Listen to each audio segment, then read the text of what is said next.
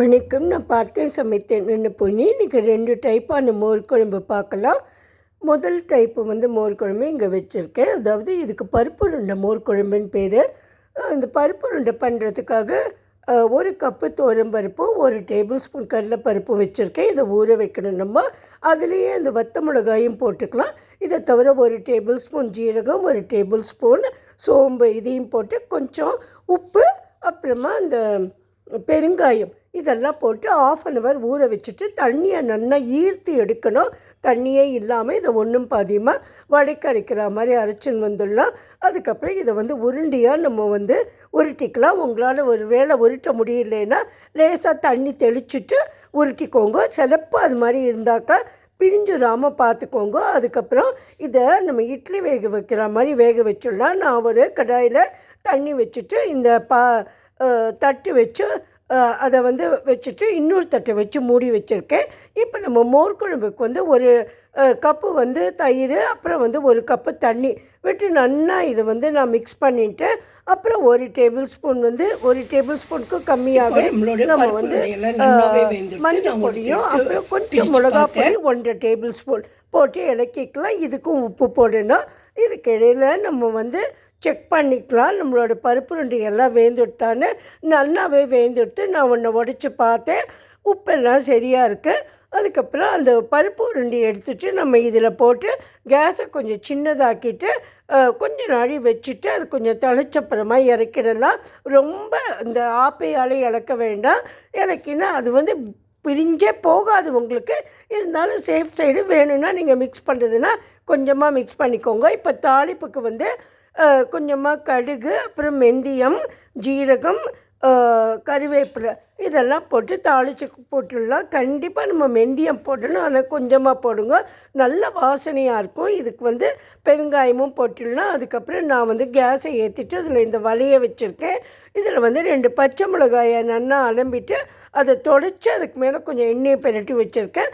இதை இது மாதிரி காமிச்சிட்டு அது நல்ல கருப்பாக ஆகணும். இந்த ஸ்மோக் வரணும். அதில் அந்த புகை வந்ததுக்கப்புறமா நம்ம அதை அந்த மோர் குழம்புல போட்டு அப்படியே மூடி வச்சிடலாம். நல்லா அந்த ஸ்மோக் இறங்கி ரொம்ப ஃபஸ்ட் கிளாஸாக அது வாசனையாக இருக்கும். இப்போ நம்ம சர்வ் பண்ணிடலாம். நம்ம தாளிச்சும் கூட்டிட்டோம். இது ரொம்ப டேஸ்டியாக இருக்கும். இது ட்ரெடிஷ்னலாக எல்லாருமே பண்ணுறது. நான் எப்போவுமே மோர் குழம்புக்கு இந்த மாதிரி ஸ்மோக்கி ஃப்ளேவர் வரா மாதிரி தான் பண்ணுவேன். நல்ல டேஸ்ட்டாக இருக்கும். மேலே கொஞ்சம் சில்லி ஃப்ளேக்ஸையும் போட்டு சர்வ் பண்ணிடலாம். நெக்ஸ்ட்டு பண்ணுற மோர் குழம்பு நார்த் இந்தியாவில் ரொம்ப பாப்புலராக இருக்கிற கட்டே அப்படின்னு சொல்லிட்டு அவள் சொல்லுவாள். அதை போட்ட மோர் குழம்பு தான். இங்கே 1 கப்பு கடலை மாவும் கொஞ்சம் அதில் உப்பும் போட்டுட்டு மஞ்சப்பொடியும் போட்டுருக்கேன். இது எல்லாத்துக்குமே கொஞ்சம் பெருங்காய வாசனை ரொம்ப ஜோராக இருக்கும். பெருங்காயமும் போட்டுக்கணும். அப்புறம் 1 டேபிள் ஸ்பூனும் 1 டேபிள் ஸ்பூனும் நம்ம தேவைக்கேற்ற மாதிரி சில்லி பவுடர், அதாவது மிளகா பொடி, அப்புறம் தனியா பவுடர், இது 2த்தையும் போட்டுட்டு 1 டேபிள் ஸ்பூன் எண்ணெயை விட்டுக்கணும்.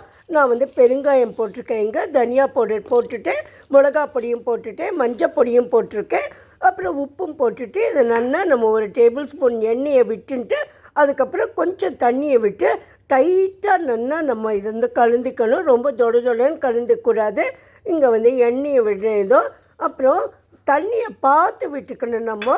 அதுக்கப்புறம் நீங்கள் கொஞ்சமாக டேஸ்ட் பண்ணி பார்த்துக்கோங்க. உங்களுக்கு காரம் போகாதுன்னா கொஞ்சம் கூட காரம் போட்டுக்கலாம். இது மாதிரி இருக்கணும். அது நல்லா சாஃப்டாக இருக்கணும். அட் த சேம் டைம் நல்ல கட்டையாக இருக்கணும். ரொம்ப தொடுன்னு வரக்கூடாது. இங்கே நான் வச்சுருக்கேன் பாருங்க அது மாதிரி. அதுக்கப்புறம் ஒரு கடாயில் தண்ணியை வச்சு நல்லா கொதித்ததுக்கப்புறம் நம்ம இதை மாதிரி ரோல் பண்ணிட்டு இதை அதில் போட்டு வேக வைக்கலாம். இது நல்லா வெந்துட்டுன்னு எப்படி தெரியும்னாக்கா அது வெள்ளையாகிடும் கலர். இப்போ மோர் எடுத்துட்டுருக்கோம் இல்லையா, நான் மோராக தான் எடுத்துட்டுருக்கேன். 1 கப்பு தயிரை விட்டுட்டு நல்லா 2 கப்பு தண்ணியை விட்டு வச்சுட்டுருக்கேன். நம்ம அந்த கடலை மாவை பண்ணினோம் இல்லையா, அதில் கொஞ்சம் தண்ணி இருந்ததுன்னா அந்த தண்ணியையும் இதில் விட்டுக்கலாம். அதுக்கப்புறம் இங்கே இதெல்லாம் வெந்துட்டுருக்கு. நம்மளோட கட்டையெல்லாம் பாருங்க. இது நல்லா வெந்துட்டு இந்த தண்ணியை கூட நம்ம கடைசியாக இந்த மோர்லேயே விட்டுக்கலாம். இப்போ மோருக்கு மசாலா போட்டுக்கலாம். மஞ்சள் பொடி போட்டுக்கணும், அப்புறம் மிளகா பொடி போட்டுக்கணும். மிளகா பொடி நான் இடித்தது தான். அதுக்கப்புறம் தனியா பவுடர், இதுவும் நான் ஆற்றுலேயே இடித்தது தான். இது கூட்டாகுவா தனியான்னு சொல்லுவாள். அதாவது இந்த தனியா கொஞ்சம் நல்லா பொடிச்சது ஒன்றும் பார்த்தீங்கன்னா நல்ல வாசனையாக ஃப்ளேவர்ஃபுல்லாக இருக்கும். அதையும் போட்டுட்டு நம்ம அந்த கடலை மாவு தண்ணி இருந்ததுலேயே அது எல்லாத்தையும் இதில் போட்டுக்கலாம். வேணும்னா உங்களுக்கு கொஞ்சம் திக்காக வேணுன்னா ஒரு டேபிள் ஸ்பூன் நீங்கள் கடலை மாவை கூட போட்டுக்கலாம். இதில் நல்லா இலக்கிக்கோங்க. நிறைய பெருங்காயமும் போட்டுக்கணும். அதுக்கப்புறம் இந்த கட்டையெல்லாம் நன்னாவே வேந்துட்டு இதை எடுத்து நம்ம பிளேட்டுக்கு மாற்றிக்கலாம். மாற்றிட்டு இதை ரவுண்டாக சின்னதாக கட் பண்ணிக்கணும். இப்போ அதுக்கு முன்னாடி நம்ம என்ன பண்ணலான்னா, இந்த மோரெல்லாம் நம்ம இந்த தனியா பவுடர் இதெல்லாம் போட்டு கரைச்சி வச்சோம் இல்லையா, அதை நம்ம கொஞ்சமாக லோ ஃப்ளேமில் வச்சு கையால் இலக்கிண்டே இருக்கணும். இப்போ ரொம்ப பெருசாக வச்சோன்னா இது சிலப்போ திரிஞ்சா மாதிரி ஆகிடும். அதனால் இதை கொஞ்சம் நல்லா நம்ம மிக்ஸ் பண்ணிகிட்டே இருக்கணும்.